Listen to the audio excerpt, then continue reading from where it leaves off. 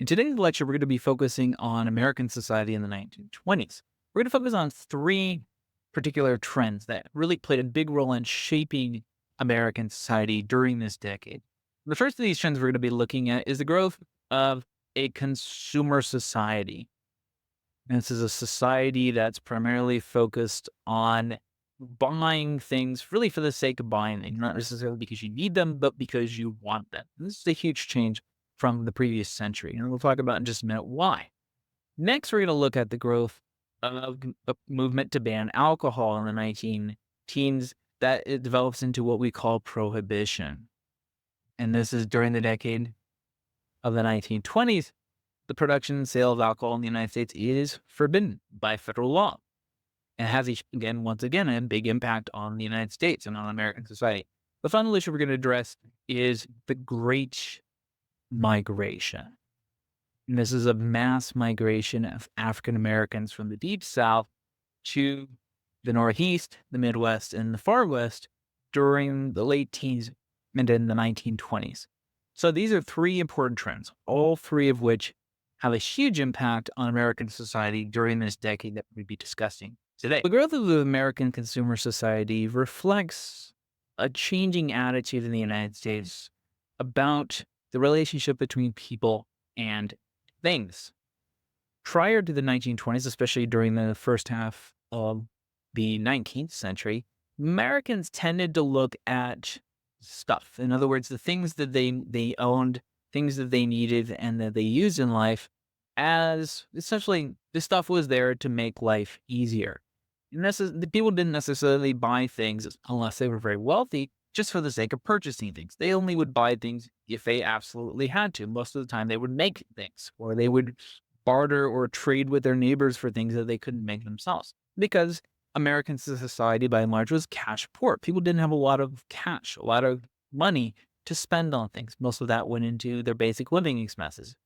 By the end of the 19th century, and certainly into the first couple decades of the 20th century, American attitudes about the stuff that they owned or the stuff they wanted began to change quite considerably. And people began to think that instead of buying things only because they absolutely have to, they're going to think about buying things because they want to. Or perhaps they need things. I need that new jacket. I need that new sweater. I need that new car. These kind of ideas about want and need began to change quite a bit. And a lot of this has to do with changing attitudes about work as well. Americans by the 1920s are working far fewer hours than they had in previous decades. They have a lot more disposable income, and their attitudes about work itself began to change. And work ceases to be the end of it, and an end, essentially, people going to work because that was how they fulfilled themselves. During the 19th century, people often talked about, this is my profession, and it's what I want to do, and I'm going to do it until I die. By the 20th century, those attitudes began to change. People stopped thinking about work necessarily as the end-all and be-all activity. Work is simply there to provide you with money that you can then use to buy stuff that you want. And so this is a very important social and cultural change that has an impact on American purchasing and spending habits during the 20th century, especially in the 1920s. And the impact of this, of course, is that for the most part, American society becomes much more reoriented around buying stuff. And American businesses become much more focused on selling things to consumers. And of course, the ideal way to do that is to create what people at the time call palaces of consumption, the department store. Here we have department stores in Pittsburgh, and in another case, here we have a food court in a turn of the century department store, a place where people could go shop and then have a nice meal and then go back to shopping. And places to sell stuff become very important as part of this growing consumer culture. Advertising becomes very important, especially the celebrity endorsement. Here we have Babe Ruth. He drinks Red Rock Cola, and so should you, because if he drinks it, it must be good. Advertisements for, in this case, a pocket watch or a bread company on the side of a car. And so people begin to see a lot more exposure to purchasing. And advertisers begin to use sorts of psychological selling principles to get people to buy stuff. And so advertising becomes a very important part of this growing consumer economy. Certainly, fashion is an important part of this economy. People stop buying clothing because they've worn out their old clothing. They buy clothing because it's in fashion. And fashion becomes a huge part of the 20s identity for women, especially if they're not wearing the latest fashion, then they're just not part of the hip scene. And so it becomes a very important part of knowing what's in fashion because that's important to purchasing. Advertisers focus on getting people to worry about things that they've never worried about before. Listerine focuses on breadth. How's your breadth? Is your breadth good enough that people will put up with you? This is not something people tend to worry about in the 19th century, but by the 20th century, Listerine has created an entire industry focused on making your breath smell better, making your oral health better. And this is this genius of advertising is that they create issues. Essentially, you have new products that you can buy to solve problems you didn't even know you had. Lastly, and probably one of the most important aspects of this growing consumer culture is the automobile, which predates the 1920s, but during the 1920s is a massive decade for automobile sales, certainly among men and also among women. Women, for the first time, really become drivers in the 20s as new cars are developed that are easier to start, they're easier to operate, they don't break down as much, they can go greater distances. And so women take to using the automobile for shopping and for enjoyment, for just going out and having fun. Cities, of course, have to be modified for the automobile. You have to widen the streets so you can park your cars on the streets. Build parking garages, as many cities do, and make it easier for people to go shopping in the downtowns as opposed to having to make it much more difficult to get in and around. Certainly, these growing shifts have a big impact on shopping in the 20s. Now, the last point that kind of shapes this, of course, as I mentioned, is that there's an economic shift in the 20s. Wages in the 1920s lead inflation of prices by 15%. In other words, wages are higher and going up higher than the cost of items. So people just have more money to spend. This, of course, leads to an expansion of the middle class as well. We also see the changing trends as people before the 20s tend to work 60 hours a week. This drops down to about 40 hours on average. And so people have more time free to go to movies, to have fun, to buy stuff, to go shopping. And it just really changes attitudes towards this. The final point that shapes this, of course, is the rise of consumer credit. And credit has a huge impact on the 20s because people don't necessarily have a lot of money and they want stuff now. And how are they going to do that? They're going to put it on credit. They're going to take a loan. They're going to pay by installment. They're going to do all these different ways to get things now and pay for them later. Of course, during the 20s, while the economy is really good, this is no problem. But by the 1930s, the economy goes into a depression and suddenly people have loans they can't pay and they have more house mortgages they can't pay. And so this credit culture of the 20s does lead to some really bad negative side effects that Americans eventually begin to experience in the 1930s. The second trend we're going to be focusing on today in this lecture is prohibition, this effort to ban the production and sale of alcohol. We're getting rid of alcohol in the United States. Prohibition predates the 1920s. In fact, it really goes back to the early decades of the 19th century. Primarily in the 19th century, the groups that were anti-alcohol were evangelical Christians. They were primarily against alcohol because they felt that alcohol had bad consequences for Americans. It led people to do stupid things. It led to abuse in the family, of women, abuse of women, abuse of children by drunken husbands and fathers. It led people to spend all their money on booze when they should be saving it for a rainy day. And so for a large part, this was Christians organizing to try to make life better for people, and because they viewed alcohol as a kind of a moral evil in society. By the 19 teens, the Christians had begun to team up with progressives. Remember these progressive political groups who wanted to improve society and fix all the problems in society. And the progressives liked prohibition because, again, it's aimed at making people better and more productive citizens by getting rid of their attachment to alcohol. And so the prohibitionists, the progressives who were against alcohol, by the beginning of World War I, they have an opportunity to enforce nationwide prohibition. Because, of course, during the war, efforts are made to reduce waste and promote thriftiness and help Americans live better lives. And one way to do that is by banning alcohol production. Those distilleries and breweries that are making alcohol for people to consume could be making other things for the war effort. Alcohol can be used in explosives. And so efforts are made to pass laws to ban the production of alcohol for consumers. And ultimately in 1917, the Volstead Act is passed. And the Volstead Act is what becomes the 18th Amendment, which bans the production and sale of alcohol nationwide, beginning in 1920. Of course, for these progressives, even though the war is over by 1920, had been over for almost 2 years, this is a great victory. They have banned this scourge of alcohol. The U.S. is dry, the last call for alcohol, because alcohol is going away. And pretty soon, the nation will be better off than it was. The nation's children will be protected. Uncle Sam will be happy. And so progressives, of course, are very thrilled about this. And they think it's a way of making Americans happier, healthier, and ultimately for them, doing away with a lot of the vices associated with alcohol. But it quickly becomes obvious that prohibition is not this panacea, is not this universal solution that many of the progressives thought it would be. Because very quickly it becomes obvious that while many Americans are willing to publicly support prohibition, in private, they wanted their liquor. They wanted their beer and their whiskey and their alcohol and their wine and all the other things that people like to drink. And so while many Americans publicly supported prohibition, privately they wanted their liquor. And what we begin to see is the emergence of an underground drinking movement quite quickly after prohibition. The emergence of what's called the speakeasy, these underground bars where you could go and if you knew the password, you could get your alcohol.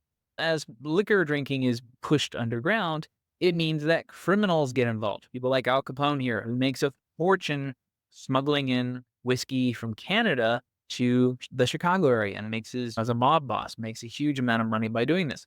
Organized crime takes over the essentially smuggling in of alcohol from Canada, Mexico, the Caribbean, and some cases using speedboats to run shipments of liquor in from ships offshore. And alcohol becomes big business for organized crime.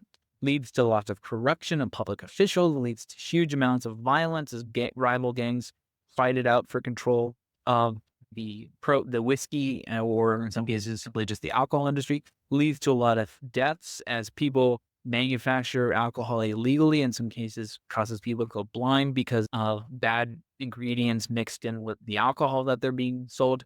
And this creates a huge amount of turmoil in the United States during the decade of the 20s. In many cases, local law enforcement refuses to enforce prohibition and go after local speakeasies because they think it's a waste and they think it's useless. And so oftentimes it's the government, federal agents who are being involved with having to break up these illegal alcohol operations and busting people who are involved in alcohol production and sales. And so ultimately, for many cases, it's a huge expense, huge waste of federal money to try to enforce these anti-alcohol laws. And growing over the 20s, Americans become increasingly vocal against prohibition. They want their beer, they want their wine, want their hard liquor, and they're less and less willing to accept this argument that the government knows best, that prohibition is just good for everybody. It makes for a happier, healthier society. And so prohibition, while, like I said, has noble ambitions, proves to be increasingly unpopular in the United States and ultimately is abolished in the early 1930s, as we'll talk more about in our next lecture. The third trend I want to focus on in the remaining time of this lecture today is the Great Migration. And the Great Migration, as I mentioned at the very beginning, is this huge movement of African Americans from the Deep South, from these deep southern states, into the industrial Northeast, the Midwest, and the far West, the West Coast. It's a migration of about 1.5 to nearly 2 million African Americans. So we could certainly characterize it as a mass migration. It fundamentally changes the cultures of urban environments in the Northeast, Midwest, and the West Coast. It changes environments in the South as well.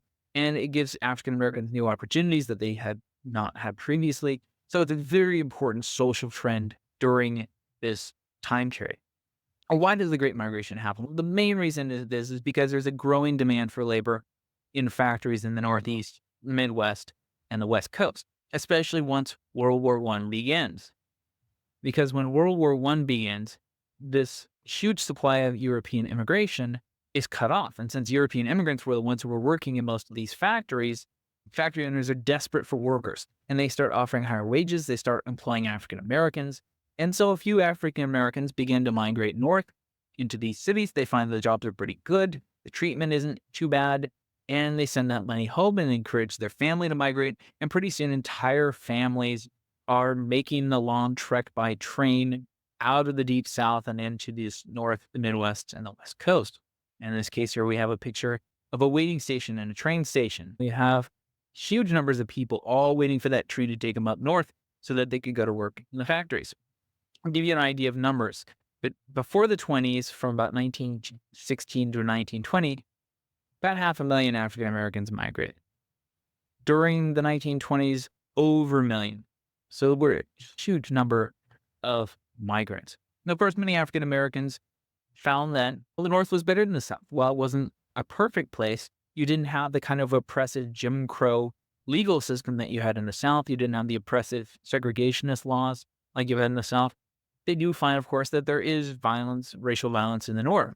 There are a lot of whites living in cities are not happy with African Americans migrating into the North. And there is a sort of informal segregation that takes place. And so what we tend to see are the emergence of African American neighborhoods in northern cities, neighborhoods like Harlem or the south side of Chicago become dominantly African American because those are areas where African Americans could get homes or could rent apartments to live in. Harlem in particular becomes synonymous with this African American migration. You get the Harlem Renaissance, as it's called. And this is a movement of African Americans embracing kind of new artistic, new literary traditions that are identified with this migration out of the South and into the North. The Harlem Renaissance in particular leads to a huge change in African American artistic and kind of cultural identities, a rejection in some ways of European and white literary artistic traditions in favor of Pan-African, of this broad sense of African culture that had really not been necessarily a part of African American identity prior to the 1920s. And so in Harlem in particular, we see the emergence of really significant figures. Here we have W.B. Du Bois. He's a writer, a historian. He discusses African American experience in the United States. People like Langston Hughes, a poet. Other people like writers and playwrights and others who were involved. We see the growth during the 20s of an African American middle class. And in some ways, that was trying to copy the same sorts of trends that white middle class people were adopting during the course of the 1920s. And certainly, this is a great shift in African American culture and population during this time period. And this neighborhood of Harlem, especially, becomes very majority African American. Now, of course, life is not all good in the North. Just like in the South, African Americans encountered extreme racism and were forced to self segregate to find places where they could rent or own houses. Harlem, which is the center of this Renaissance, remained white people may own most of the buildings in Harlem up through the end of the 1920s. In some cases, African Americans, even though they were welcomed into many of these new clubs, for instance, the Cotton Club, which is a center of jazz and African American cultural expression, they could come as performers, they couldn't come as guests. And so there's segregation even in Harlem. And in other places throughout the United States, of course, racial violence leads to rioting, leads to people being killed or abused in horrible ways. So the Great Migration, will, of course, improves the situation for many African Americans who leave the Deep South.